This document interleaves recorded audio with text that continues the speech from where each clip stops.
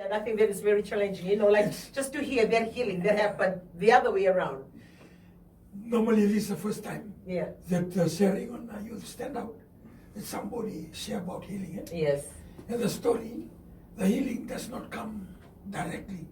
It comes in a very different way. The Yes. obedience. The obedience and the faith to go to Wales. Yes. And that was part of the healing. Yes. I remember the healing from heaven, when this little girl fell in a wood. Yeah, that And, movie, yeah? The movie. Yeah. And because of that falling, Yeah. That was a part of her healing. Yes. Just same as the, Yeah. the falling from the bicycle, Yeah.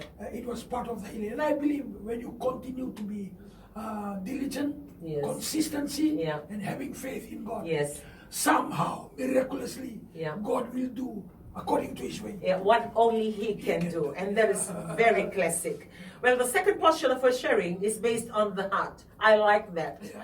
I'm always speaking on the heart. And in the Methodist listening today, I know you always get tired of Auntie Rai speaking on the heart. I always speak on the heart because I'm a prayerful person and I'm always guarding my heart. And I know for those of you who know me, sometimes you get offended easily because I'm a straight shooter, and that's exactly who I am. I do that because I don't want anything to cloud my heart. If I don't like anything, I'll say it out. I won't keep it. But hearing Rachel this morning, I'm very blessed with that. And it is very true. Whatever that she's sharing, as you approach God in prayer, and I know we're all listening today because you're a believer. This is a youth program for New Methodists, and we are sharing this platform to anyone and whoever wants to join and also be part of this program. But if you're listening in and you don't believe in God, you're an atheist, or you don't believe in any God whatsoever, but you are watching this program, we believe, like for prayer and the heart, that's all spiritual, in the spiritual realm, because there is no surgeon and no theater in any hospital that can fix that spirituality of the heart that we're talking about today.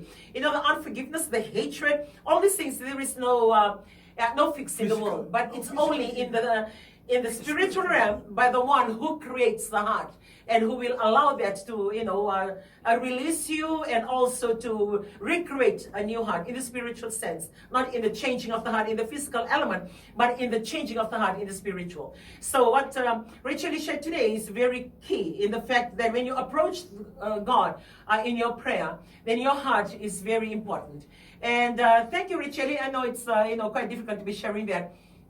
And she's sharing the hurt that she goes through.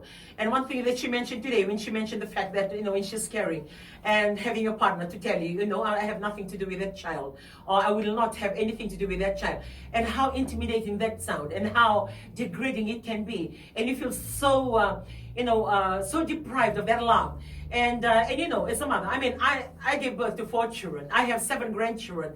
And as a mother, you know the feeling when you're carrying. It's like extra human being you are carrying with you, and everything is extra. You need extra energy, and then you even gain extra weight. Like there's a lot of extras in your life. And then to be told, to the very person that you are relying on, at least to help you with a little thing. And it can happen to any couple, but for the relationship that she mentioned, she had a relationship and she was carrying a child, and hearing that kind of words, it's the same like I'm married to my husband, and if I'm carrying, or when I'm carrying, and then he'll turn around and say, okay, I don't want anything to do with that. Like even that is hurtful, even though he's my husband. And I know women that is listening today, you know what it takes, and and then we are in that mode, like the pregnancy mode, the kind of stressful mode, like one small thing, you hit the roof mode, and when you hear that kind of words, it affects you mentally. And not only that, it goes right down to your children, because sometimes it can be very suicidal. You feel so depressed because you're bogged down with all this responsibility, and the very person you trust, and saying those words to you. And I know exactly where Rachel is coming from.